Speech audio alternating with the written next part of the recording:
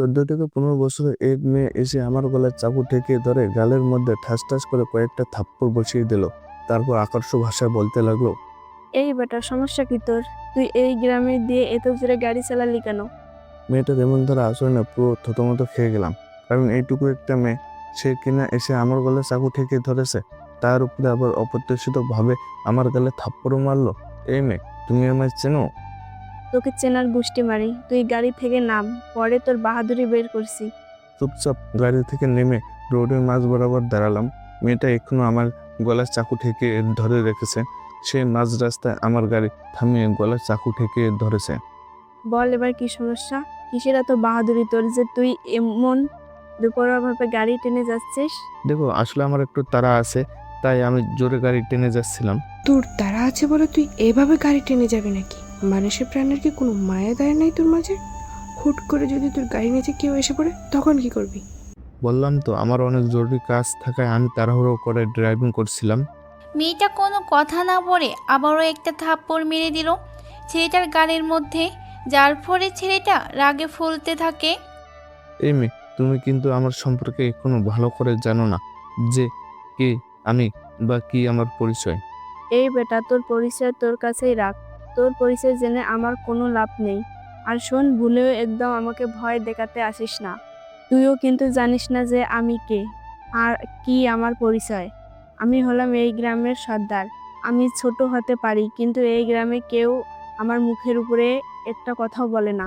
এই মেয়ে, থামো, না হয় কিন্তু লাশ বানিয়ে দেবো সোজা। অনেকক্ষণ ধরে দেখছি তোমার বাহাদুরি, কিন্তু এখন আর না। আমি চুপ করে আছি বলে ভেবো না আমার কোনো ক্ষমতা নেই।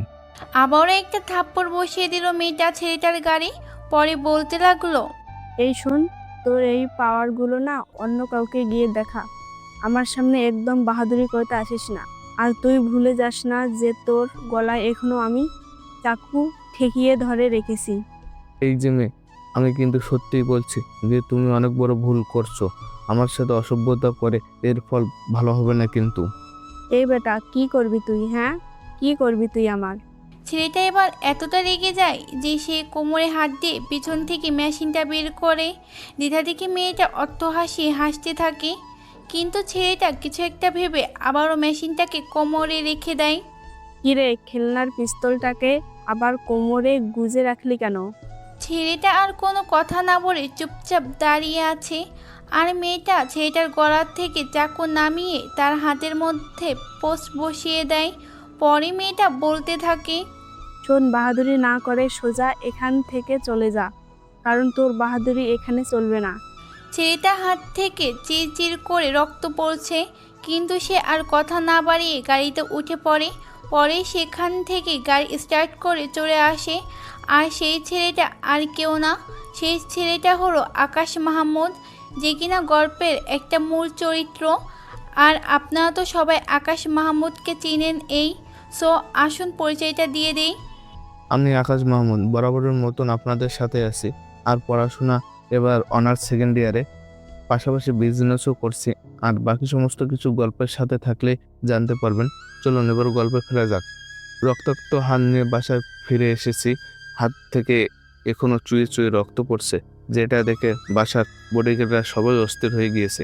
স্যার, আপনার হাতে কি হয়েছে? কিভাবে কাটলো আপনার হাত? কাউকে কিছু না জানিয়ে রুমে চলে এলাম।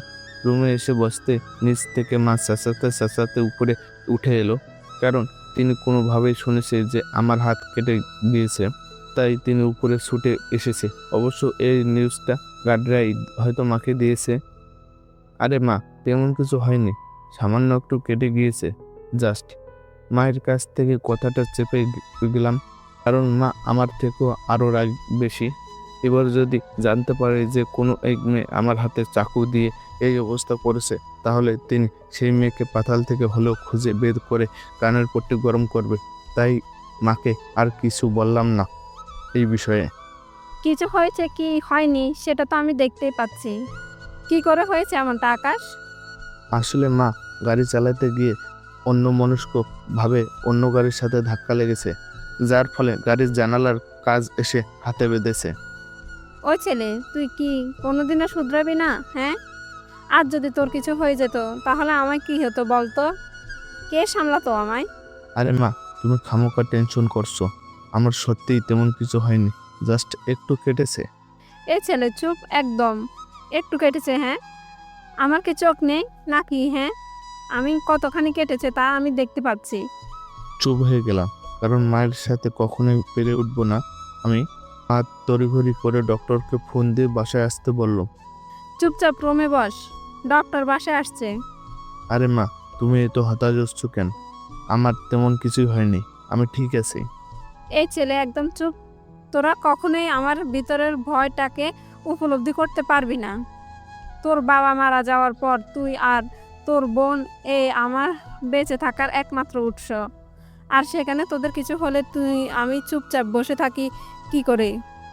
মায়ের কথা শুনে একদম মুখে তালা লাগিয়ে দিলাম, কারণ মায়ের কষ্টটা কোথায় হচ্ছে তা আমি উপলব্ধ করতে পারছি। চুপচাপ বসে আছি, কিন্তু মা চুপচাপ নেই।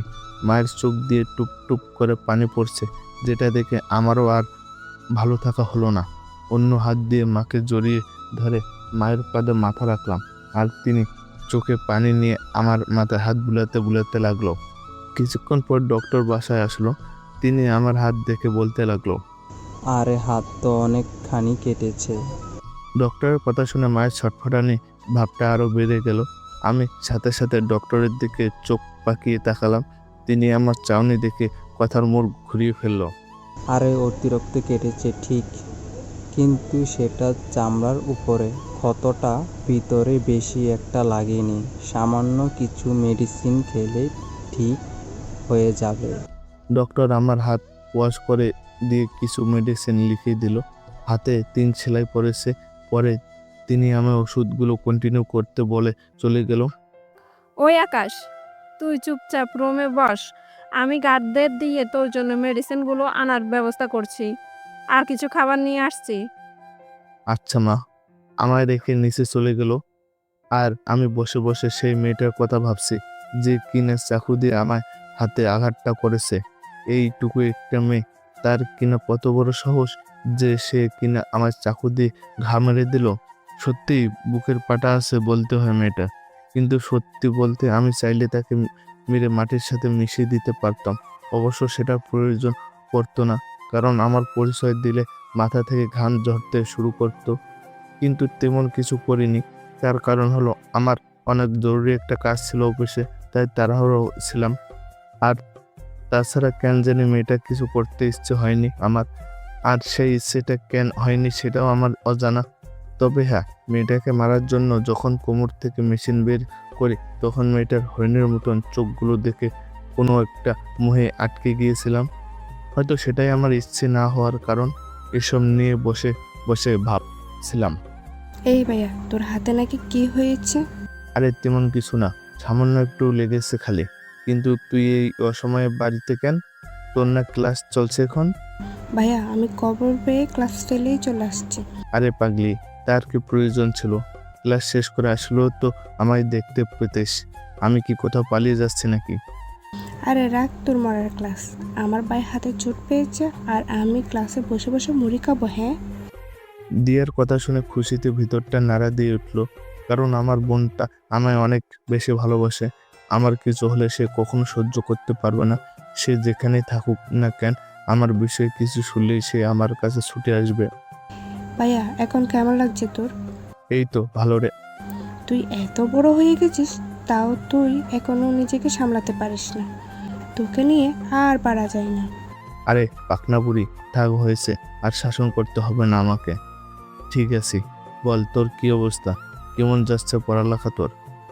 ভাইয়া পড়াশোনা তো ভালোই চলছে, তোর বোর্ড পরীক্ষার প্রিপারেশন কেমন? আলহামদুলিল্লাহ। মন দিয়ে পড়ালেখা কর। 2 ভাই বোন মিলে কথা বলছিলাম, তখন মা খাবার নিয়ে আসলো। এর মাঝে গাটো ওষুধ নিয়ে এসেছে। মা দিয়াকে দেখে বলল, বা বাইয়ের লাডলি বোন চলে এসেছে। মাসে তো আসবই। আচ্ছা যা, এসে যখন পড়েছিস তাহলে গিয়ে ফ্রেশ হয়ে কিছু খেয়ে নে। না, আমি এখন কিছু খাবো না। তুমি ভাইয়াকে খাইয়ে দাও, আমি ভাইয়ার পাশে বসছি। আচ্ছা ঠিক আছে। মা আমাকে খাইয়ে দিচ্ছে। আমি চুপচাপ বসে মায়ের হাতে খাইয়ে দেওয়া খাবারগুলো গিলছি। মা আমায় খাওয়ানো শেষ করে চলে গেল। মা যাওয়ার পর দিয়া আরো কিছু সময় আমার কাছে বসেছিল। পরে সেও নিজের রুমে চলে যায়। দেখতে দেখতে রাত হয়ে এসেছে। মা রাতের খাবারটাও এসে খাইয়ে দিয়ে গেছে, কারণ আমার ডান হাতেই সেই মেয়ে চাকু দিয়ে আঘাত করেছে। খেয়ে দিয়ে বিছানায় গায়ে দিলাম, তখনই সেই মেয়ের কথা মনে পড়লো। শুয়ে শুয়ে সেই মেয়ের কথা ভাবছি। ইস, কি মারাত্মক চাউনি ছিল সেই মেয়েটার কথা ভাবতেই কেমন যেন একটা অনুভূতি হচ্ছে ভিতরে। না, মেয়েটার সাথে একদিন একটু দেখা করা দরকার। এভাবে আরো 2 দিন কেটে গেল। 3 দিনের মাথায় আমার সবচাইতে ক্লোজ যে গার্ড ছিল, তার নাম মঞ্জুর। তাকে সমস্ত কিছু জানালাম। সে আমার কথা শুনে হতবাক হয়ে গেল। ভাই, কি এত ছোট মেয়ে আপনার হাতে চাকু মেরেছে? চলেন তো দেখি তার গ্রামে, তাকে সেখান থেকে উঠিয়ে নিয়ে আসবো সোজা। দরকার হয় শহরে থাকা আমাদের সমস্ত ছেলেপেলেকে নিয়ে সেখানে যাব, তারপর দেখব তাকে তুলে আনা থেকে কে আটকায়। দেখি কত বড় বুকের পাটা সেই মেয়ের, যে আপনার গায়ে চাকু দিয়ে আঘাত করে সেই মেয়ে। আরে মঞ্জুর ভাই, তার কোনো প্রয়োজন নেই। মেয়েটা এখনো অনেক ছোট। আমি শিওর যে সে ভুল করে এমনটা করেছে। সো তাকে ওঠানোর কোনো প্রয়োজন নেই। কিন্তু হ্যাঁ, আমরা দুজন সেই গ্রামে যাব। ঠিক আছে ভাই, চলেন। বডিগার্ড মঞ্জুরকে নিয়ে সেই জায়গার উদ্দেশ্যে রওনা হলাম যেখানে মেয়েটা আমার চাকু মেরেছিল। হয়তো সেটাই মেয়েটার গ্রাম। গাড়ি নিয়ে সেই জায়গায় চলে গেলাম। সেখানে যেতেই দেখি মেয়েটা তার বয়সের চাইতে ছোট ছোট বাচ্চাদের সাথে কানামাছি খেলছে। আমি মঞ্জুর ভাইকে দেখিয়ে বললাম, সেই মেয়েটা। ভাই, কি মেয়েটাকে গিয়ে তুলে আনবো? না, আমরাই তার কাছে যাব। আর তাকে তুলে নিয়ে যাওয়ার কোনো মাকসাদ নেই আমার। না হয় তুলে নেওয়ার হলে সেদিন তুলে নিয়ে যেতাম। পরে আমি আর গার্ড মঞ্জুর ভাই গাড়ি থেকে নামতে দেখি মেয়েটা খেলা বাদ দিয়ে আমাদের দিকে চোখ পাকিয়ে তাকিয়ে আছে। মঞ্জুর ভাই মেয়েটার চেয়ে থাকা দেখে গাড়ির ভিতর থেকে ডান হাত দিয়ে মেশিনটা হাতে উঠিয়ে নিল। মঞ্জুর ভাই মেশিন নিয়েছে ঠিক, কিন্তু সেটা কোমরে গুজে রাখুন। ঠিক আছে ভাই। মেয়েটা আমাদের দেখতে পেয়ে খেলা বাদ দিয়ে রেখে আমাদের দিকে এগিয়ে আসলো। এই যে আপনি আবার এখানে কি করছেন? মেয়েটার কথা বলার ভঙ্গিমা দেখে বেশ অবাক হলাম, কারণ মেয়েটা সেদিন তুই তুকারি করছিল, আর আজকে আপনি করে কথা বলছে। কি হলো, কথা বলছেন না যে? আসলে এমনিতেই তোমাদের গ্রামটা দেখতে এসেছিলাম। ও আচ্ছা, আসুন তাহলে আপনি আমার সাথে। আর আপনার চেলাকে বলুন গাড়িতে বসতে। তাকে আমি আমার সাথে নিয়ে যেতে পারবো না। মঞ্জুর ভাই মেয়েটার কথা শুনে বিশাল ক্ষেপে গেল, কিন্তু আমি সাথে সাথে মঞ্জুর ভাইয়ের হাত চেপে ধরলাম। মঞ্জুর ভাই আমার হাত চেপে ধরা দেখে চুপচাপ গাড়িতে গিয়ে বসলো, আর মেয়েটা আমায় তার সাথে যেতে বলল। মেয়েটার পিছন পিছন ছুটছি। কিছুটা দূরে যেতেই দেখি বিশাল একটা গ্রাম। মেয়েটা আমাকে তার গ্রামে দেখানো বাদ দিয়ে রেখে তার বাসায় নিয়ে গেল। কি হলো, তুমি আমায় এখানে আনলে কেন? চুপচাপ বসুন, আমি একটু আছি। আমি চুপচাপ বসে আছি। কিছুক্ষণ পর মেয়ে হাতে করে একটা নাস্তার ট্রে নিয়ে আসলো, যেটাতে সম্ভবত খিচুড়ি রয়েছে। এই যে, এসব কি করছো? এই বেটা, তুই চুপচাপ বসতে পারিস না? তোর সব কিছুতেই প্রশ্ন করতে হয় কেন, হ্যাঁ? কারণ মেয়েটার ঘাড়ের রগ যে মোটা সেটা আমার বুঝতে বাকি নেই। সে কিছুক্ষণ আমাকে আপনি করে বলেছে, আবার কিছুক্ষণ তুই। আমি চুপচাপ বসে আছি। তখনই মেয়েটা নাস্তার ট্রে থেকে খিচুড়ি বাটিটা উঠিয়ে নেয়। পরে নিজেই হাত ধুয়ে আমার সামনে খাবারের লোকমা ধরে। আমি এখনো চোখ পাকিয়ে মেয়েটার দিকে তাকিয়ে আছি। আরে, এ তো অবাক হওয়ার কিছু নেই। আপনি আমাদের এলাকায় মেহমান, তাই একটু খাতির যত্ন করেছি। আবার তার উপরে আপনার হাতে আমি নিজেই আঘাত করেছি, যার কারণে আপনি আপনার হাতে খেতে পারবেন না, তাই নিজের হাতেই আপনাকে খাইয়ে দিচ্ছি। কি হলো, হ্যাঁ করুন? বাধ্য ছেলের মতন এই পিচ্ছি মেয়েটার কথা হা করলাম, আর সে আমায় খাওয়াতে শুরু করলো। আমায় খাওয়ানো শেষ করে হাত ধুয়ে নিয়ে আমার ক্ষত হাতটার মধ্যে নিজের হাত দিয়ে ছোঁয়াতে শুরু করলো। মেয়েটার আচরণে একটার পর একটা অবাক হচ্ছে খালি, কিন্তু আমি কোনো কথা বা কোনো ধরনের রেসপন্স করছি না। হুট করে সে আমার হাতটা উঠিয়ে নিয়ে তার নরম ঠোঁটের মধ্যে চুমু খেতে আরম্ভ করলো। মেয়েটার এমন ধারা আচরণে আমি যেন আমার মধ্যে নেই, হারিয়ে গেছি কোনো এক কল্পনার রাজ্যে।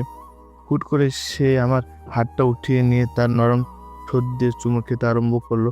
মেয়েটার এমন আচরণে আমি যেন আর আমার মধ্যে নেই, হারিয়ে গিয়েছি কোনো এক কল্পনা রাজ্যে। কিন্তু হুট করে সে আমার মুহূর্তের মধ্যে আমার হাত ঝাড়ি দিয়ে দূরে ঠেলে দেয়। অবাকের চরম সীমানায় পৌঁছে গিয়েছি আমি মেয়েটার এমন আচরণে। তখনই সে নরম সুরে বলে, দেখুন, আপনি কিছু মনে করবেন না, আসলে আমি বেখেয়ালিভাবে এমনটা করে ফেলেছি, কিন্তু সত্যি বলতে আমার অনেকটা খারাপ লাগছিল আপনার হাতে চাকু দিয়ে আঘাত করার পর থেকে। তাই হয়তো নিজের খেয়াল হারিয়ে বেখেয়ালি হয়ে গিয়েছি। প্লিজ আপনি কিছু মনে করবেন না। আমি মেয়েটার দিকে চোখ পাকিয়ে তাকিয়ে আছি, কারণ তার কথাবার্তার ধরন এতটা সুন্দর যে তার থেকে চোখ ফেরাতেই পারছি না। এই যে মিস্টার, কোথায় হারিয়ে গেলেন আপনি? এবার মেয়েটা বেখেয়ালি ভাবটা আমার মধ্যে বিরাজ করছে। এই যে মেয়ে, তুমি চাইলে আরো চুমু খেতে পারো, আমার কোনোই আপত্তি নেই তাতে। ইচ্ছে হলে সারাদিন আমাকে তোমার সামনে বসিয়ে রেখে তোমার নরম ঠোঁটের ছোঁয়া তুমি আমার হাতে দিতে পারো, এতে আমি বিন্দু পরিমাণও রাগ করব না। আকাশের কথায় মেয়েটা চটে যায়।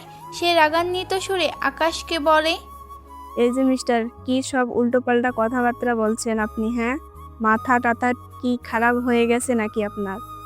আর আমি আপনার হাতে সারাদিন চুমু খাবো মানে কি? মেয়েটার রাগান্বিত কণ্ঠ শুনে বেখেয়ালি ভাবটা মুহূর্তের মাঝে উল্টো রাস্তা ধরে পালিয়েছে আমার। না মানে আসলে রাখুন আপনার আসলে টাসলে, আপনার কোনো কথা শোনারই ইচ্ছে নেই আমার। সো আপনি এখন এখান থেকে চলে যান। আরে তুমি এত রাগ করছো কেন? দেখো, আসলে আমি কথাটা ইচ্ছে করে বলিনি। আমি রাগ করেছি কারণ আপনি রাগ করার মতোই কথা বলেছেন, আর আমার রাগটা একদম সস্তা, যখন তখন চলে আসে। তাই এলাকার মানুষ সবাই অনেক সাবধানে কথাবার্তা বলে আমার সাথে। আর সেই সবার মাঝে আমার বাবাও রয়েছে। যদিও আমি কখনো আমার বাবার সাথে রাগারাগি করি না, কিন্তু তারপরেও তিনি আমার সাথে হুশ করে কথাবার্তা বলেন। আসলে আমি সরি। সরির কোনো প্রয়োজন নেই। প্লিজ আপনি দয়া করে এই গ্রাম থেকে চলে যান, আর কখনো এই গ্রামে আসবেন না আপনি। আরে মেয়ে, তুমি এতটা রেগে যাচ্ছ কেন? প্লিজ শান্ত হও। দেখুন, এবার কিন্তু সত্যিই আমার রাগ উঠে যাচ্ছে। আমি আপনাকে বলেছি এখান থেকে চলে যেতে। আপনি যদি এখন আমার কথা না শুনেন তাহলে কিন্তু অনেক ভয়ঙ্কর কিছু ঘটবে। আচ্ছা ঠিক আছে, আমি চলে যাচ্ছি। চলে যান। মেয়েটার বাসা থেকে উঠে বেরিয়ে এলাম। মেয়েটা আমার পিছনে পিছনে তার বাড়ির দরজা পর্যন্ত এসেছে, আর আমি মঞ্জুর ভাইয়ের কাছে যাওয়ার জন্য রওনা হয়েছি। কিন্তু হুট করেই মনে পড়লো যে মেয়েটার নামটাই জানা হলো না। আবার পিছনে ফিরে মেয়েটাকে ডাক দিলাম, এই যে। আবার কি হয়েছে? হ্যাঁ, একটা প্রশ্ন ছিল। এ তো কিছু হলো, কিন্তু তোমার নামটাই তো জানা হলো না। তোমার নামটা কি একটু বলবে প্লিজ? আমার নাম ইদনি। কিসে পড়ো তুমি? আকাশের পাল্টা আরেকটা প্রশ্ন শুনে ইদনি চরম রেগে যায়, যার ফলে সে কোমরে গুজে রাখা চাকুটা বের করে আকাশকে দেখিয়ে বলে, এই বেটা, তুই আমাকে একটা প্রশ্ন করবি বলে পাল্টা দ্বিতীয় প্রশ্ন কেন করেছিস? যা ভাগ এখান থেকে। আরে বলো না প্লিজ। ওই বেটা, তুই কি এখান থেকে যাবি নাকি এসে চাকু দিয়ে তোর ভাড়াল নামাবো? আরে চলেই তো যাব, থাকতে তো আর আসিনি এখানে। তুমি আমার দ্বিতীয় প্রশ্নের উত্তরটা দেওয়া মাত্রই আমি চলে যাব। আমি অষ্টম শ্রেণীর পরীক্ষা দিয়ে নবম শ্রেণীতে ভর্তি হয়েছিলাম, কিন্তু কিছু কারণে গত বছর পড়ালেখা ছেড়ে দিয়েছি। যা এবার তোর দ্বিতীয় প্রশ্নের উত্তরও দিয়েছি। সো এলাকা ছাড় তুই আমার। আমি আর কোনো প্রশ্ন না করে সেখান থেকে চলে আসলাম, যদিও মনের ভিতরে আরো অনেক কয়টা প্রশ্ন ছিল, কিন্তু মেয়েটার রাগান্বিত চেহারা দেখে প্রশ্নগুলো নিজের ভিতরেই রেখে দিয়েছি। হাঁটতে হাঁটতে গ্রাম ছেড়ে প্রায় মঞ্জুর ভাইয়ের কাছে চলে এসেছি। তখন একটা মুরব্বি টাইপস লোক পিছন থেকে আমাকে ডাক দেয়। সাহেব, একটু দাঁড়ান, কথা আছে আপনার সাথে। লোকটার ডাক শুনে দাঁড়িয়ে গেলাম, আর লোকটা আমার দিকে এগিয়ে আসলো। জি বলুন। সাহেব, কিছু মনে না করলে আপনাকে একটা কথা বলতাম। জি বলুন। সাহেব, আপনি যেই মেয়েটার সাথে গ্রামে ঢুকতেছেন তার নাম হলো ইদনি, আর আমি হলাম তার বাবা। ও আচ্ছা।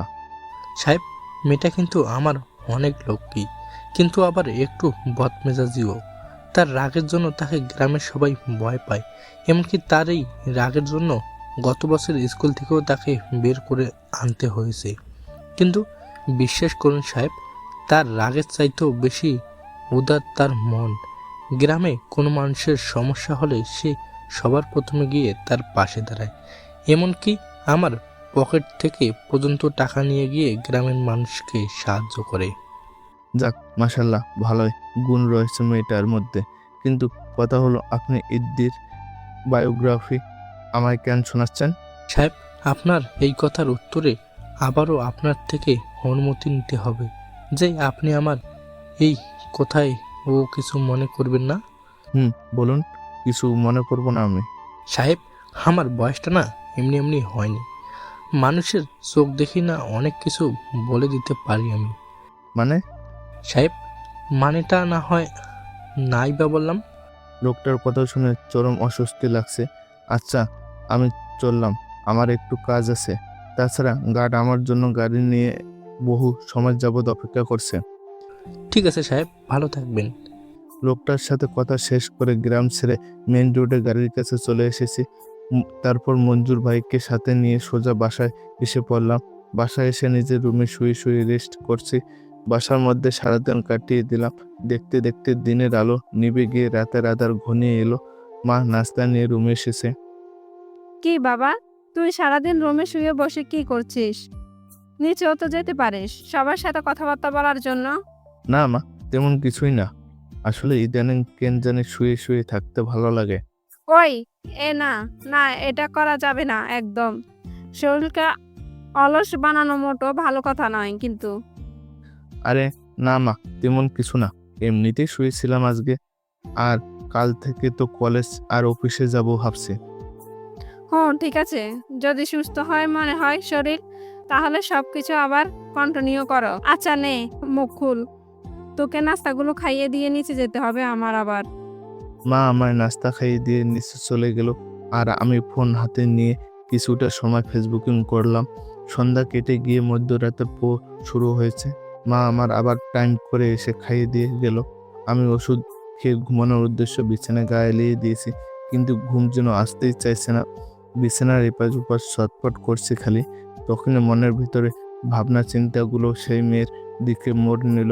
শুয়ে শুয়ে তার কথা ভাবছি। ইস, কি মায়াবী চেহারা মেয়েটা। জানে না কেন যেন মেয়েটাকে নিয়ে ভাবতে ইচ্ছে করে খালি। তাকে নিয়ে ভাবলে কেমন যেন নিজের দুনিয়া ভুলে গিয়ে অন্য দুনিয়ায় চলে যাই আমি। এই যে দেখেন, ছটফট করছিলাম বিছানায় শুয়ে শুয়ে, কিন্তু মেয়েটাকে নিয়ে কল্পনা জল্পনা করতেই ছটফটানি ভাবটা কোথায় যেন উধাও হয়ে গিয়েছে। মেয়েটাকে নিয়ে মনের ভিতরে একটা কল্পনার রাজ্য তৈরি করলাম। সকাল হতেই ঘুম থেকে উঠে সেই বিষয়টা নিয়ে ভাবতে শুরু করলাম। কিছুক্ষণ ভাবতেই একটা সলিউশন বেরিয়ে এলো যে সব সময় দুনিয়ার সমস্ত কিছু নিয়ম মাফিক হয় না, কিছু সময় অনিয়ম করেও কিছু হয়। আর আমিও না হয় অনিয়ম করে মেয়েটাকে আপন করব। যা অপ্রত্যাশিত ঘটনা আমি ঘটাবো মেয়েটাকে আপন করে নিয়ে। তারপর রেডি হয়ে গাড়ি নিয়ে কলেজে চলে গেলাম।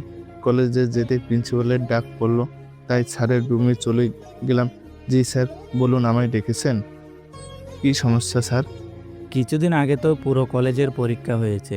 সেই পরীক্ষায় প্রথম সেমিস্টারে একটা মেয়েকে আটকেছি আমি, কারণ সে অনেক কয়টা বিষয়ে ফেল করেছে। কিন্তু আজ তার ভাই ছেলেপেলে নিয়ে আমার পথ আটকে আমায় শাসিয়েছে যে তাকে যদি সেকেন্ড ইয়ারে মানে তোমাদের ক্লাসে না উঠায় তাহলে সে আমার 12টা বাজাবে। সে আমাকে আজকের দিনটা সময় দিয়েছে। আমি বাড়ি ফেরার পথে নাকি তারা আমায় আবার আটকাবে। এখন কি করব বলো তো? আমি তো নিয়মের বাইরে গিয়ে কিছু করতে পারবো না। স্যার দেখুন, নিয়মের বাইরে কিন্তু অনেক কিছু হয়, কিন্তু আপনার বিষয়টা যেহেতু বাধ্যতামূলক, তাহলে তো আপনাকে আপনার কাজ করতে হবে। কিন্তু তারা তো আমায় আজকের দিনটা সময় দিয়েছে। আমি যদি তাদের কথা না শুনি তাহলে তারা আমার ক্ষতি করে দিবে। প্লিজ আকাশ, তুমি আমাকে এই বিষয়ে কোনো একটা সাহায্য করো। ঠিক আছে স্যার, কলেজ শেষে আজ আমি আপনার সাথে যাব। আচ্ছা ঠিক আছে। তারপর আমি কলেজ শেষ করে আসলাম। সব কয়টা ক্লাস শেষ করে প্রিন্সিপালের সাথে ওনার গাড়িতে করে ওনার বাসার উদ্দেশ্যে রওনা হলাম। তখনই দেখি বাজারের মধ্যে কয়েকটা ছেলেপেলে লাঠি ছোটা নিয়ে দাঁড়িয়ে আছে। আকাশ দেখো, ওই যে ছেলেগুলো। স্যার, আপনি আমার সাথে আসেন। স্যারকে নিয়ে গাড়ি থেকে নামতে ছেলেপেলেগুলো আমাদের দিকে এগিয়ে আসলো। তখনই তাদের থেকে একজন ছেলে বলে উঠল, স্যার, আমার বোনকে সেকেন্ড ইয়ারে পাঠিয়েছেন তো? প্রিন্সিপাল চুপ করে আছে, কিন্তু আকাশ কথা বলে ওঠে।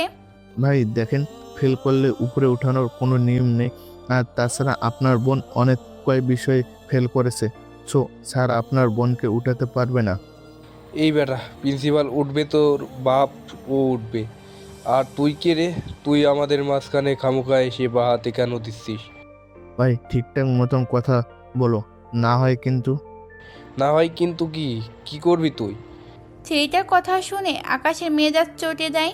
সে কোমর থেকে পিস্তল বের করে সোজা গিয়ে সেই ছেলের কড়া চেপে ধরে। বল এবার কি বলবে।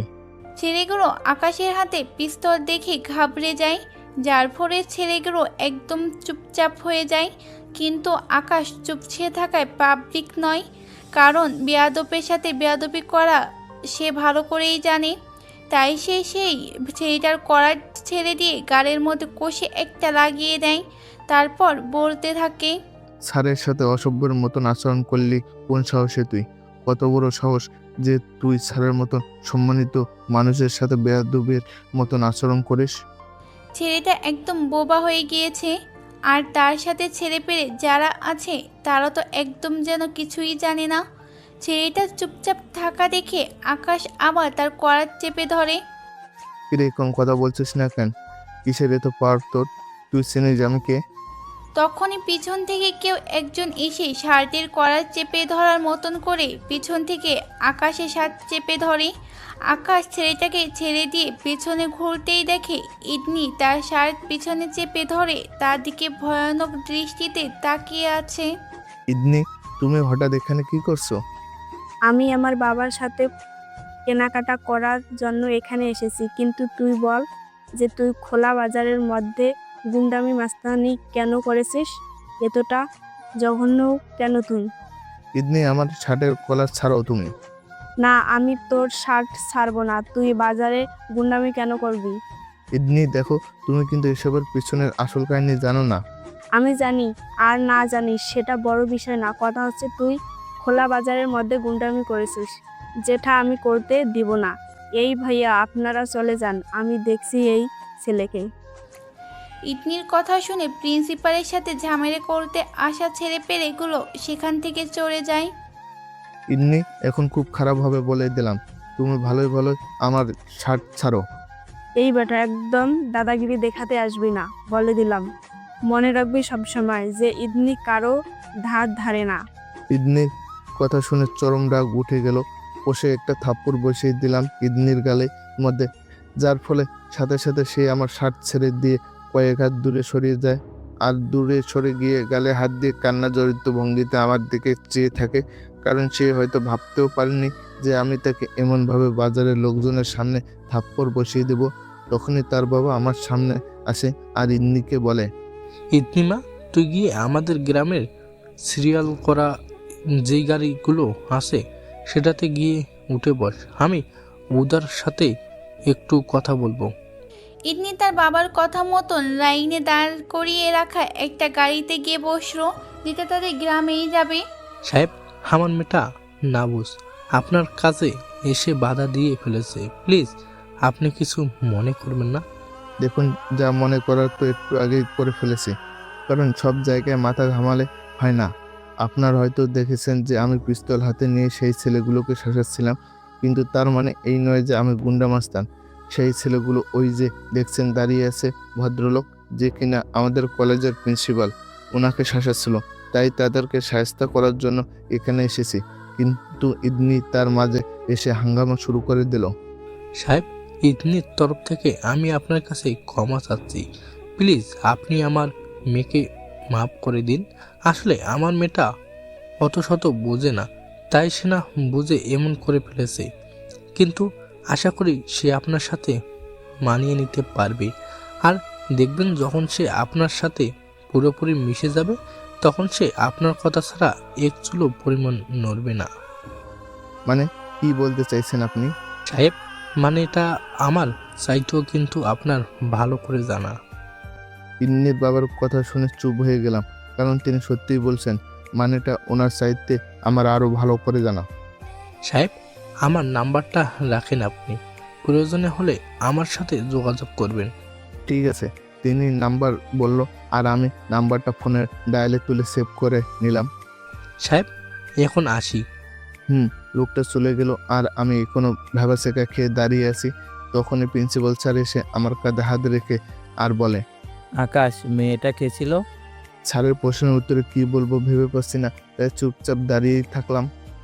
আকাশ, সমস্যা নেই, উত্তর দিতে হবে না। আমি যা বুঝার তা শুরুতেই বুঝে নিয়েছি। কারণ এমন কোনো বাপের বেটা নাই যে তোমার গায়ে এসে হাত দিবে। কিন্তু সেই মেয়ে এসে যখন তোমার শার্ট চেপে ধরেছে, তার মানে সে তোমার আপন কেউ লাগে। আর কোন কাতারের আপন তা তোমার নীরবতা দেখে বুঝে নিয়েছি আমি। স্যারের কথা শুনে লজ্জায় মাথাটা কাটা যাচ্ছে মতন অবস্থা, শর্মের মাথা নুয়ে রেখেছি। আরে আকাশ, লজ্জা পাওয়ার কিছু নেই। আমি এখন কলেজের বাইরে আছি। তুমি এখন আমাকে প্রিন্সিপাল না ভাবলেও চলবে। তবে হ্যাঁ, একটা কথা বলি, মেয়েটা খুব মায়াবী। যদি সম্ভব হয় অতি দ্রুত তাকে বিয়ে করে নাও। কারণ আজকালকার মেয়েরা একটু বড় হলেই নিজের ভার্জিনিটি হারিয়ে বসে, না হয় নিজ ইচ্ছায় বিলিয়ে দেয়। সো যত তাড়াতাড়ি বিয়ে করবে ততই মুসিবত কমবে। আর তাছাড়া আমার মতে তুমি এখন পরিপূর্ণরূপে স্টাবলিশ। কারণ তোমার পড়ালেখার পাশাপাশি বিজনেস আছে, আর ডাকনাম তো আছেই মাশাল্লাহ। সো পড়ালেখা না করলেও চলে তোমার। পড়ালেখার চিন্তা করে এমন মেয়েকে হাতছাড়া করা বোকামি হবে তোমার। তাই ভালোভাবে একটু ভেবে দেখবে। আচ্ছা, আমি এখন চলে যেতে পারবো? আর তোমাকে একটা গাড়ি ঠিক করে দিচ্ছি, তুমি বাসায় চলে যাও। না না স্যার, তার কোনো প্রয়োজন নেই। আরে প্রয়োজন তোমার না থাকলেও আমার আছে, কারণ তুমি আমার প্রয়োজনে এসেছো। সো আমি গাড়ি ঠিক করে দিচ্ছি। স্যার একটা সিএনজি ঠিক করে দিল। তিনি সিএনজি ওলাকে ভাড়াও দিয়ে দিয়েছে। সিএনজি করে বাসায় চলে আসলাম। অন্যদিকে আমার ড্রাইভার গাড়ি নিয়ে এসেছে কলেজ থেকে, কারণ কলেজ থেকে বের হয়েই তাকে মেসেজ করে বলেছি যে কলেজের সামনে থেকে আমার গাড়ি বাসায় নিয়ে যেতে। তাই সে কথা মতন গাড়ি নিয়ে বহু আগে বাসায় চলে এসেছে। তারপর বাসায় এসে ফ্রেশ হয়ে আসি, একটু পর দিয়া এসে ডাক দিল খাবারের জন্য। তাই নিচে চলে গেলাম খাবার খেতে। না, নিজ হাতেই খাবার খাইয়ে দিয়েছে। তারপর খেয়ে দেখে উপরে চলে এসেছি, কারণ একটু রেস্ট করার দরকার। বিছানায় শুয়ে আছি, তখনই ইদনির কথা মনে পড়লো যে মেয়েটাকে আজকে আমি ভাড়াবাজার মানুষের সামনে থাপ্পড় মেরেছি। এটা মনে পড়তে কেমন যেন মনটা খারাপ হয়ে গেল। না, মেয়েটাকে সরি বলা উচিত, কিন্তু কিভাবে সরি বলবো সেটাই তো ভেবে পাচ্ছি না। তখনও মনে পড়লো যে ইদনির বাবার নাম্বার আমার কাছে আছে। জি সাহেব, বলেন। লোকটার কথা শুনে বেশ অবাক হলাম, কারণ তিনি আমার সালাম শুনে অনুমান করে নিয়েছে যে আমি কে। বা বেশ টুকুর সেন্স তো লোকটার। আসলে আমি একটু ইদনির সাথে কথা বলতে চাই। ঠিক আছে, আমি ইদনিকে ফোনটা দিচ্ছি। তিনি গিয়ে ইদনিরকে ফোন দিয়ে বলল আমি তার সাথে কথা বলতে চাই। ইদনি ফোনটা হাতে নিয়েই বলল, এই গুন্ডা, তুই কি করতে ফোন করেছিস? ইদনি আসলে আমি সরি, আসলে আমার চরম রাগ উঠিয়েছিল তখন আমার আচরণে, তাই রাগ সামলাতে না পেরে তোমার এতগুলো মানুষের সামনে থাপ্পড় মেরেছি। এই গুন্ডা, রাখ তোর সরি। তুই কে রে ভাই? কে হস তুই আমার? তুই তো আমার কিছুই না। না তুই আমার কিছু হোস, না আমার পরিবারের। তো সরি বলার ফর্মালিটিস পালন করা কি আছে? আসলে ইদনি আমার অনেক খারাপ লেগেছে তোমাকে থাপ্পড় মেরে। আরে ভাই, তোর খারাপ লাগা তোর কাছেই রেখে দে, কারণ ফর্মালিটিস এই কোনো কাজ নেই এখানে। কারণ তোর সাথে আমার কাকতালীয়ভাবে 2-3 বার দেখা হয়েছে, কিন্তু তার মানে এই না যে আবারও দেখা হবে। সো সরি বলার ফর্মালিটিস পালন করতে হবে না। আরে ইন্নি, তুমি আমার উপরে রেগে গিয়ে হয়তো এসব কথা বলছো, সত্যিটা আমি সরি। আরে ভাই, আমি কোনো রেগে নেই তোর উপরে। রেগে তো ছিলি তুই, কারণ আমি তোকে চাকু দিয়ে আঘাত করেছি, তাই তুই আমার উপরে প্রতিশোধ নিয়েছিস। সো যাই করেছিস ভালোই করেছিস, আর কখনো তোর আমাদের দেখা হচ্ছে না। তাই ছড়িটা তোর কাছেই রেখে দে, আর আমিও আজকের বিষয়টা ভুলে যাব। এখন রাখলাম ফোন। ইন্নি আমার মুখের উপরে ফোনটা রেখে দিল। ইন্নির কথাবার্তা আর এমন আচরণে আমার মনটা আরো বিশাল খারাপ হয়ে গেল। কি করব কিছুই যেন মাথায় কাজ করছে না। তৎক্ষণাৎ একটা বড় ধরনের সিদ্ধান্ত নিয়ে নিলাম যে ইন্নিকে আমি বিয়ে করে নেব, আর সেই বিষয়ে আজকে আম্মুর সাথে কথা বলবো। সোজা নিচে চলে গেলাম আম্মুর রুমে। কিরে হঠাৎ তুই আমার রুমে, কিছু কি বলবি? হুম। বল কি হয়েছে? মা, আমার একটা মেয়েকে পছন্দ হয়েছে, আমি তাকে বিয়ে করতে চাই। বাহ, এ তো বেশ ভালো কথা। কিন্তু সমস্যা হলো মেয়েটা আমার চাইতে কিছুটা ছোট, আর সে গ্রামের মেয়ে।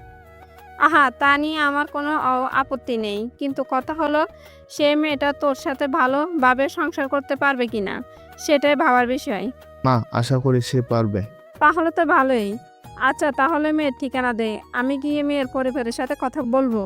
মা, মেয়ের বাবার নাম্বার আমার কাছে আছে, তুমি তার সাথে কথা বলো। আর তার পরিবার বলতে তার মা নেই, তার বাবাকে আসলে বললে তিনি এখানে চলে আসবে।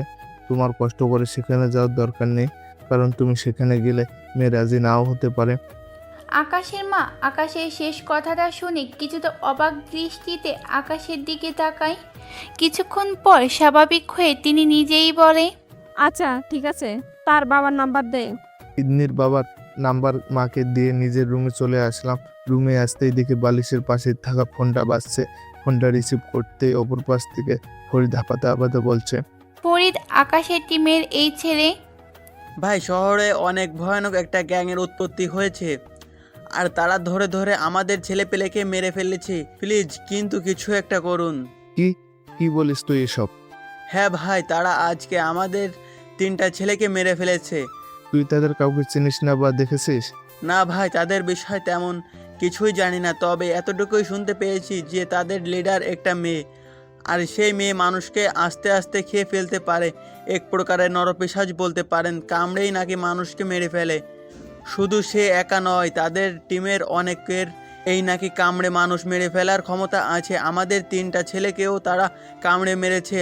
আমাদের ছেলেপেলের লাশ পাওয়ার পর তাদের গলার নিচে কারোর দাঁতের চিহ্ন পেয়েছি, যেই চিহ্নটা একদম গলার চামড়া থেকে নিয়ে শুরু করে গলার রগ পর্যন্ত গিয়েছে। সেসব দেখে স্পষ্ট বোঝা যাচ্ছে যে কেউ তাদের গলা ধারালো দাঁত দিয়ে কামড়েছে। ঠিক আছে, আমি দেখছি, তোরা একটু সাবধানে থাক। তারপর ফোন রেখে দিলাম বিছানার পাশে। মাথা খারাপ হয়ে গিয়েছে পুরো এই খবর শোনার পর। তখনই ফোনটা আবার বেজে ওঠে। বালিশের পাশ থেকে ফোনটা আবার হাতে ওঠাতেই দেখি ইদনির বাবার নাম্বার থেকে ফোন এসেছে। আমি তাড়াতাড়ি কিছু না ভেবে ফোনটা রিসিভ করলাম। তখনই অপর পাশ থেকে ইদনি বলে ওঠে। সরি। চমকে গেলাম ইদনির এমন অদ্ভুত আচরণে। ইদনি হঠাৎ সরি বলছো, কাহিনীটা কি? আসলে বাবা আমায় সবকিছু বলেছে বাসায় আসার পর, যে আপনি যেখানে গুন্ডামি করেছিলেন না, বরং যারা গুন্ডামি করেছিল আপনি তাদের শায়েস্তা করেছিলেন। হুম। আমি দুঃখিত, প্লিজ কিছু মনে করবেন না। না, আমি কিছু মনে করিনি। Thank you. আচ্ছা, আপনার হাতে কি অবস্থা এখন? ভালো হয়েছে কি হাত? ভালো হয়েছে। আচ্ছা তাহলে এবার রাখি, ভালো থাকবেন। তুমিও। তারপর ইন্নির ফোন কেটে দিল। বেশ খুশি লাগছে ইন্নির এমন আচরণে। ভিতরে কেমন যেন একটা অনুভূতি হচ্ছে ইন্নিকে নিয়ে। এসব নিয়ে ভাবতে ভাবতে ঘুমিয়ে গেলাম। বিকেলবেলা মা এসে ডাকতে শুরু করলো। এই আকাশ, ওঠ। ঘুম ঘুম চোখে মাকে জিজ্ঞেস করলাম, কি হয়েছে মা? আহা, উঠে বস আগে, পরে তোকে বলছি। চোখ কসলাতে কসলাতে শোয়া থেকে উঠে বসলাম। বলো। আমি মেয়ের বাবার সাথে কথা বলেছি, তিনি রাজি তোর সাথে ওনার মেয়ের বিয়ে দিতে, কিন্তু তিনি বলেছেন আগামীকাল একবার গিয়ে তার সাথে এবং তার মেয়ের সাথে কথা বলতে। ঠিক আছে মা, আমি যাব। দেখতে দেখতে দিনটা কেটে গেল। পরের দিন সকালে কলেজ না গিয়ে ইদনির গ্রামে যাওয়ার জন্য রওনা হলাম। গাইডকে সাথে নিয়ে ইদনির গ্রামে এসেছি। ইদনির বাসায় যাওয়ার মাঝপথে তার বাবার সাথে দেখা হলো। সাহেব, আপনি এসেছেন? সাহেব, আপনাকে কিছু বলার আছে। জি বলুন। সাহেব, ইদনিকে বিয়ের ব্যাপারে এখনো তেমন কিছু বলিনি। সে শুধু জানে তাকে আজকে কেউ দেখতে আসবে। সো আপনি গিয়ে তার সাথে কথা বলুন। অবশ্য আশা করি সে রাজি হবে না, কিন্তু আমি বললে আবার আমার কথাও সে ফেলতে পারবে না, কারণ সে আমায় অনেক বেশি ভালোবাসে। সে তা মুখ বুঝে সহ্য করবে, আমার কথা মেনে নেবে। ঠিক আছে, আমি গিয়ে তার সাথে কথা বলছি। ইদনি বাসায় চলে গেলাম ইদনির সাথে কথা বলার জন্য। সে আমাকে তার বাসায় দেখে অবাক দৃষ্টিতে বলতে লাগলো, এই আপনি এখানে কি করছেন? তোমার সাথে কথা বলতে এসেছি। মানে কি? আগে আমরা বসতে দাও। ভিতরে আসুন।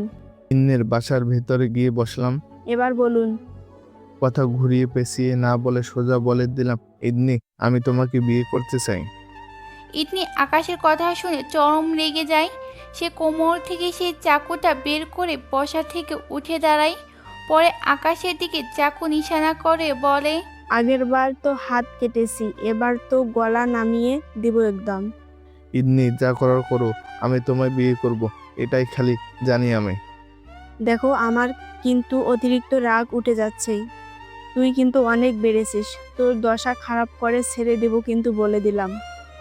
ইন্নি, বললাম তো যে তোমার যা করার করো, আমি তোমায় বিয়ে করে নিজের বউ বানাবো। এই হারামি, আর একবার এই বিয়ের নাম মুখে আনবি না। তোর মতন গুন্ডাকে বিয়ে করার কোনো ইচ্ছে নেই আমার। আর তাছাড়া বাবা আমাকে এখন বিয়ে দিবে না। ইন্নি, তোমার বাবার সাথে কথা বলে এখানে এসেছি। আকাশের মুখে তার বাবার কথা শুনে ইতনির গলার স্বর ছোট হয়ে যায়। বাবা বলেছে মানে বুঝলাম না। তোমার বাবা তোমার আর আমার বিয়েতে রাজি।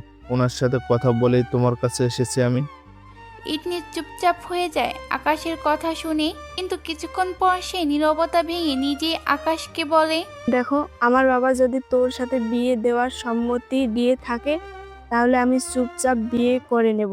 কিন্তু হ্যাঁ, তোর সাথে এই জন্য কোনোদিনও সংসার করব না আমি। কারণ তুই হলি অনেক বড় গুন্ডা, আর তাছাড়া বয়সে তো আমার চাইতেও অনেক সিনিয়র। তো সংসার করার স্বপ্ন তোর ভুলে যেতে হবে। আর তাছাড়া আমি নিজেই তোর সাথে কোনোদিন সংসার করব না। হ্যাঁ, বিয়ে করলে অবশ্য তোর বাড়িতেই থাকতে হবে আমার, কিন্তু তুই কোনোদিন আমার মন আর শরীর পাবি না। তোর মতো তুই থাকবি আর আমি আমার মতন পড়ে থাকবো। আর যদি কখনো তুই আমার সাথে জোর করে কিছু করার চেষ্টা করিস তাহলে সেদিন হয় তোকে মেরে ফেলবো, না হয় নিজে মরে যাব। মোট কথা, তোকে আমি এই জীবনে কোনোদিনও মেনে নিব না। কারণ তোর জন্য আমার মনে কোনো জায়গা নেই, আছে শুধু ঘৃণা। কিন্তু সেটা প্রকাশ করার ভাষা পাচ্ছি না বাবার সম্মতি দেখে। আর হ্যাঁ, আরেকটা কথা, তুই আমাকে বিয়ে করাটা তোর জন্য অনেক বড়। ইতনির কথা আকাশ এক কান দিয়ে ঢুকে অন্য কান দিয়ে বের করে দেয়। কারণ সে আগ থেকেই জানতো ইতনি এমন কিছুই করবে বা বলবে। অবশ্য তার ধারণা এর চাইতেও আরও নেগেটিভ ছিল ইতনিকে নিয়ে, যে ইতনি তাকে হয়তো আবারও চাকু নিয়ে আঘাত করবে। কিন্তু না, সে সেটা করেনি। যাক বাবা, বাঁচলাম মেয়েটার হাত থেকে। ইন্নি, তুমি টেনশন করিও না, আমি তোমাকে আমার ভালোবাসা দিয়ে ঠিক পাল্টে দেবো। আকাশ কথাগুলো মনে মনে বলে। তখনই ইতনি তাকে আবার বলে, শোন, তুই হয়তো এখন মনে মনে ভাবছিস যে বিয়ের পর আমাকে তোর মায়ায় আটকে পরিবর্তন করবি। তাহলে সেটা কিন্তু তোর ভুল ধারণা হবে। কারণ এই ইতনি কখনো পাল্টাবার মতো মানুষ না। সে যেটা একবার মুখ দিয়ে বললে সেটা সে করেই ছাড়ে। আর তোর ক্ষেত্রে তো আরো ভয়ঙ্কর হয়ে যাব আমি। কারণ তুই আমাকে চ্যালেঞ্জ ছুঁয়ে মেরেছিস। আমার অনিচ্ছা সত্ত্বেও তুই আমার বাবাকে পটিয়ে আমার বিয়ে করছিস। তোর জন্য সত্যি অনেক ভয়ঙ্কর কিছু অপেক্ষা করছে। ইন্নির কথা শুনে তাজ্জব হয়ে গেলাম, কারণ সে আমার মনের কথাটা জেনে গেছে। না, এখন এখান থেকে যাওয়া উচিত। তাই বাসা থেকে উঠে দাঁড়ালাম। ইন্নি, বিয়ের জন্য তৈরি হও তুমি, আর আমার যা হওয়ার হবে তা নিয়ে কোনো মাথা ব্যথা নেই আমার। ইন্নি আকাশের শেষ কথাটা শুনে আরও রেগে যায়। সে অগ্নি দৃষ্টিতে আকাশের দিকে তাকিয়ে থাকে।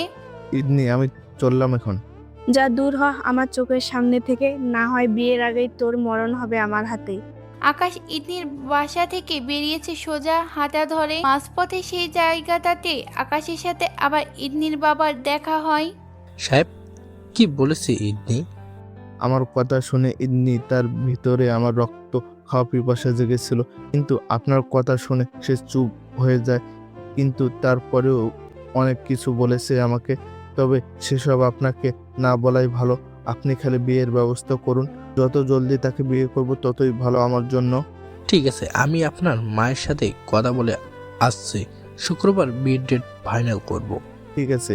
ইন্নি বাবার সাথে কথা শেষ করে চলে আসলাম। গাড়িতে বডিগার্ড অপেক্ষা করছে বসে বসে। তার সাথে আবারও বাসায় চলে আসলাম।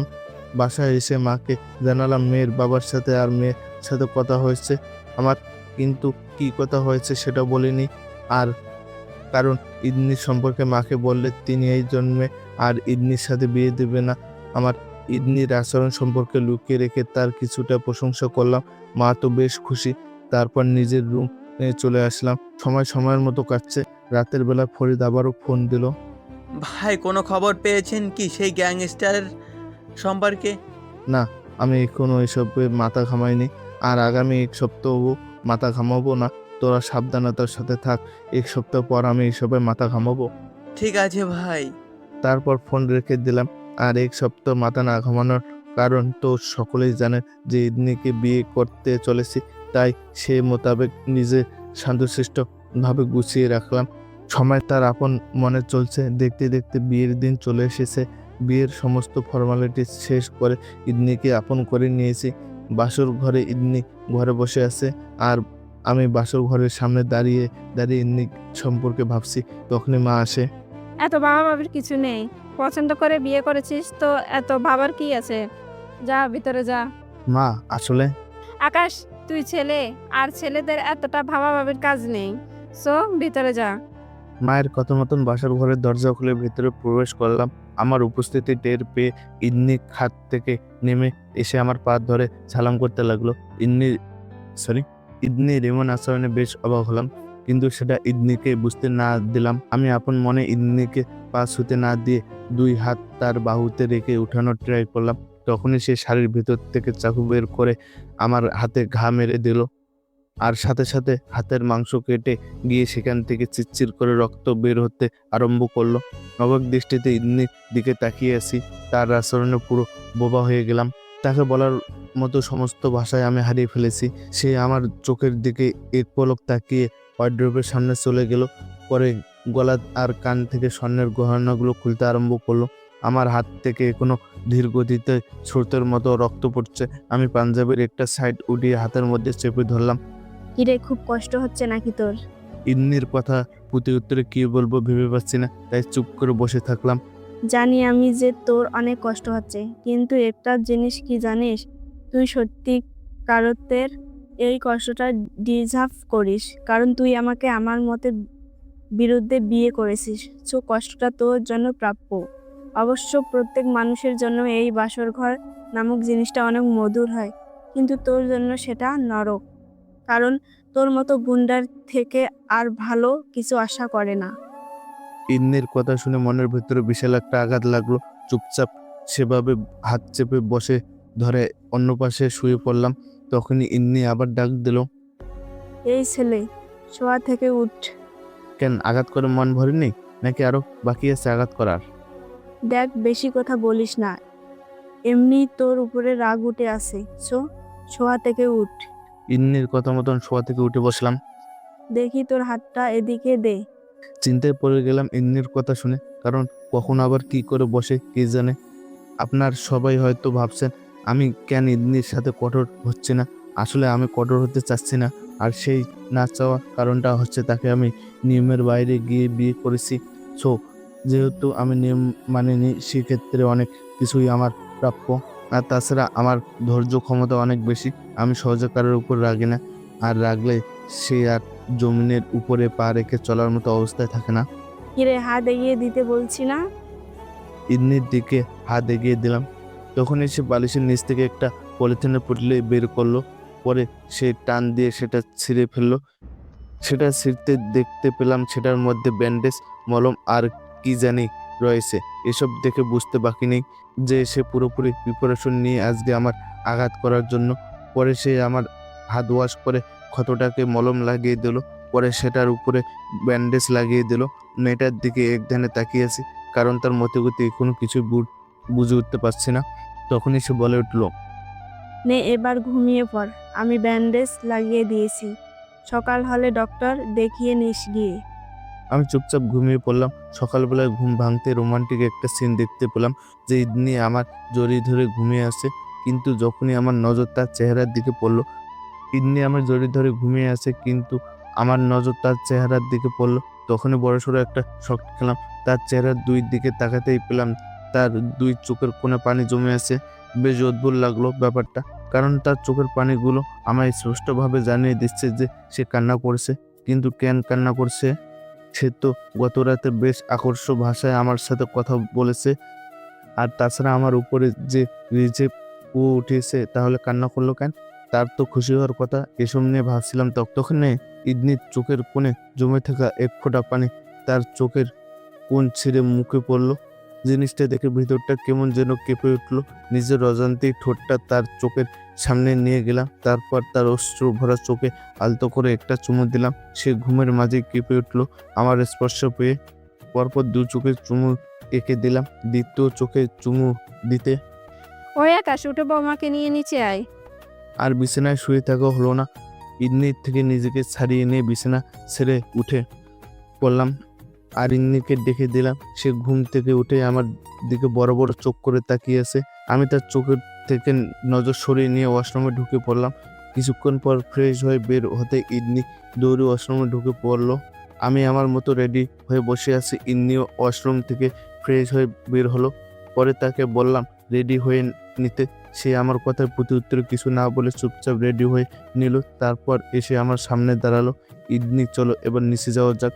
তখনই সে হুট করে আমার কলারটা চেপে ধরে বলতে লাগলো, নুরজানের ফর্মালিটিসের গুষ্টি মারি। তুই তাড়াতাড়ি আগে হসপিটাল যাবি হাত দেখাতে। তোর হাতের কোনো কিছু না হওয়া চাই আমি। ইদনির এই অদ্ভুত আচরণে ভিতরে খুশির জোয়ার বইছে, কারণ সে আমায় আঘাত করে নিজের কষ্ট পাচ্ছে। কিন্তু আমার খুশির প্রভাবটা বাইরে প্রকাশ করলাম না। তখনই সে আবার বলল, কিরে, কথা কানে যায়নি তোর?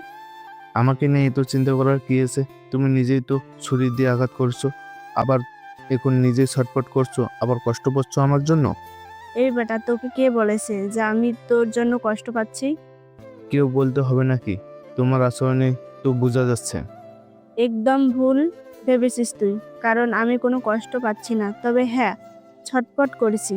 আর তার কারণ হলো তোর হাত ঠিক না হলে আবার ছুরি দিয়ে আঘাত করতে পারবো না আমি। তাই আমি ছটফট করেছি। সো তুই তাড়াতাড়ি ঠিক হ।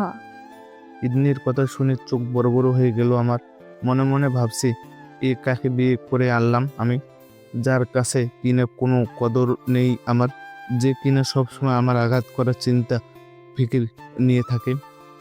এই, তুই কি এত ভাবছিস? হ্যাঁ, না, কিছু না, চলো নিচে যাব। চল। ইন্নিকে নিয়ে নিচে চলে এলাম। বাড়িতে অনেক লোকজন এসেছে নতুন বউ দেখতে।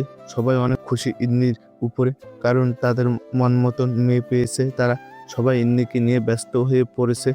আর আমি এক জায়গায় বসে কল্পনার জগতে পড়ে জানিয়েছি যে আমি আকাশ বাইরের মানুষের জন্য জমের চাইতেও কম না। মানুষ আমার আসল পরিচয় জানলেই কপালে হাত তুলে সালাম দেয়। সেই আকাশকে কিনে এই মেয়ে তখন চাকু দিয়ে আঘাত করেছে। সেই আকাশের সাথেই কিনা এই মেয়ে আকর্ষক ভাষায় কথাবার্তা বলছে। ভাবতেও অবাক লাগে নিজের কাছে যে কি থেকে কি হয়ে যাচ্ছে আমি। তবে হ্যাঁ, অন্যদিকে ঠিক আছে আমি, কারণ রাজত্ব সবার সাথে করা গেলেও ঘরের মানুষের সাথে করা যায় না। তাও যদি হয় আবার ভালোবাসার মানুষ। আমি মেয়েটার সাথে কখনোই নিজের জোর খাটাবো না। তাকে ভালোবাসা দিয়ে আপন করে নেওয়ার চেষ্টা করব। তখনই দিয়া এসে চিমটি দিল। কি রে ভাইয়া, কি এত ভাবছিস? আরে এমনি কিছু না। তা তো দেখতেই পাচ্ছি, অবশ্যই তুই ভাবির কথা ভাবছিস। আরে না। তুই না বললে কি আমি বিশ্বাস করব না? শোন, আমিও কিন্তু তোর বোন। মনে রাখিস, তোর রাগ কিন্তু আমি চিনি। অনেক পেকে গেছিস তুই। বয়স হয়েছে তো, পাকবো না? আচ্ছা, বাদ দে এসব কথা। চল, নাস্তা করবি। দিয়ের সাথে নাস্তা করতে চলে গেলাম। অনেক মানুষ একই টেবিলে নাস্তা করতে বসেছে। আমি আমার বা হাতটা লুকিয়ে রেখেছি, কারণ গতকাল রাতে ইদনি অঘটন ঘটিয়েছে। নাস্তার পলা শেষ করে চিন্তা করলাম হসপিটাল যাব। তখন মা আমার তিনার রুমে দেখা করতে বলল, তাই মায়ের রুমে চলে গেলাম। মা আগে থেকে আমার জন্য অপেক্ষা করছে। মা বলো, কেন ডেকেছো? আকাশ, তোকে একটা জিনিস করতে হবে। কি করতে হবে মা? ইদনিকে স্কুলে ভর্তি করিয়ে দিতে হবে। কারণ দেখ বাবা, আমাদের পরিবারের সবাই কিন্তু মোটামুটি শিক্ষিত, কিন্তু ইদনি আমাদের পরিবার থেকে অনেকটা পেছনে। এই কয়েকদিনে মানুষজন আশায় বেশ কয়েকবার ইদনির বিষয়ে জিজ্ঞেস করেছে। আমি তাদেরকে জবাবে দিয়েছি যে সে ক্লাস 10-এ পরীক্ষা দিবে এবার। ঠিক আছে মা, আমি তাকে নিয়ে গিয়ে দিয়ার স্কুলে ভর্তি করিয়ে দেবো। তাড়াতাড়ি করিস, কারণ পরীক্ষার কিন্তু আর বেশি দিন নেই। মায়ের রুম থেকে কথা বলা শেষ করে হসপিটালে চলে আসলাম। আবারও হাতে 2 সেলাই পড়েছে। হসপিটাল থেকে ফিরে বাসায় চলে আসলাম। পরের দিন সকালবেলা ইদনিকে বললাম রেডি হতে, কিন্তু সে আমার কথার গুরুত্ব না দিয়ে চুপচাপ বসে আছে। কি হলো ইদনি, আমার কথা শুনতে পাওনি তুমি? তোমায় না আমি রেডি হতে বলেছি? কেন, আমার রেডি হওয়া দিয়ে তোর কাজ কি? তোমায় নিয়ে গিয়ে দিয়ার স্কুলে অ্যাডমিশন করাবো। সো তাড়াতাড়ি রেডি হও। আকাশের কথা শুনে ইদনি এক লাফ দিয়ে বিছানার থেকে নেমে গেল। পরে সে ব্যাগ থেকে কাপড় বের করে চটজলদি ওয়াশরুম থেকে গিয়ে রেডি হয়ে আসলো। আকাশ ইদনির আচরণে বেশ হতবাক। তখনই ইদনি এসে আকাশকে বলে, চলেন, আমি রেডি। আচ্ছা ইদনি, তোমার এই অদ্ভুত আচরণের মানেটা আমি বুঝলাম না। আমার কোনো আদেশ পালন করা তো দূরের কথা, তুমি তো আমার কথার এই ঠিকঠাক উত্তরই দাও না। কিন্তু এখন কি হলো এমন যে লাফিয়ে উঠে রেডি হয়ে গেলে? কারণ আমার স্বপ্ন আমি অনেক পড়ালেখা করব, কিন্তু কপাল খারাপ দেখে তা আর হয়ে ওঠেনি। কিন্তু এখন সেই অপরচুনিটিটার এসেছে, তাই আর কি চট জলদি রেডি হয়ে আসলাম। তার মানে তোমারও পড়ালেখার করার ইচ্ছা আছে? হুম। ঠিক আছে, চলো। তারপর ইন্নিকে নিয়ে গিয়ে দিয়ার স্কুলের 10ম শ্রেণীতে ভর্তি করিয়ে দিলাম। মেয়েটার চোখে মুখে খুশির জোয়ার বইছে, কিন্তু সমস্ত প্যারা আমার সহ্য করতে হচ্ছে। কারণ 9ম শ্রেণী বাদ দিয়ে 10ম শ্রেণীতে কেউ কাউকে হুট করে ভর্তি করাবে না। কিন্তু প্রিন্সিপাল আমার অনেক ভালো সম্পর্ক রয়েছে আমার পরিবারের সাথে, আর সেই সম্পর্কটা বাবার মাধ্যমে হয়েছে। তাই তিনি প্রথমে আপত্তি করলেও পরে আর আপত্তি করেনি। ইন্নিকে অ্যাডমিশন করিয়ে এনে বাসায় নামিয়ে দিলাম। পরে আবার গাড়ি নিয়ে অফিসের জন্য রওনা হলাম, কারণ অফিসে আজ বহুদিন ধরে যাওয়া হচ্ছে না। আজ একটু গিয়ে অফিসের হাবসাব দেখে আসি। অফিসে আসতেই দেখি বিশাল এক সমস্যা হয়ে আছে অফিসে, কারণ কিছুদিন ধরে নাকি ম্যানেজার অফিসে আসছে না। তাই সবার কাজের 12টা বেজে গেছে। তাই বাসায় ফোন দিয়ে অফিসে আসি সেই খবর জানিয়ে দিলাম। তারপর নিজেই সবার সমস্যা সমাধান করে দিলাম। এই তো আলহামদুলিল্লাহ। আপনার কি খবর? আমারও চলছে আলহামদুলিল্লাহ। ভাই, একটা বেড নিউজ আছে আপনার জন্য। কি বেড নিউজ? আন্ডারওয়ার্ল্ডের কয়েকজন মাফিয়া মিলে আপনাকে এবং আপনার সমস্ত ছেলেপেলেকে মেরে ফেলার ষড়যন্ত্র করেছে, কিন্তু কারা এর পেছনে আছে তা আমি জানি না। রকিবের কথা শুনে মাথায় পুরো বাস পড়লো মতন অবস্থা। কিন্তু কেন রকি ভাই, আমি তো আন্ডারওয়ার্ল্ডের সাথে যুক্ত নেই, তাহলে কিসের শত্রুতা আমার সাথে? সেটাই তো বড় সমস্যা, যে আপনি আন্ডারওয়ার্ল্ডের সাথে যুক্ত নেই, তাই তো সবাই আপনার পেছনে লেগেছে। কিন্তু কেন? কারণ অনেকেই চায় যে আপনার দেশে হস্তক্ষেপ করতে, কিন্তু আপনি থাকলে সেটা কখনোই সম্ভব নয়। কারণ আপনি কোনো কিছুতে না থাকলেও আপনি তাতে বাধা দিতেন, আর এটা সবাই জেনে গেছে। তাই আপনাকে শেষ করে দেওয়ার চক্র করতেছে তারা।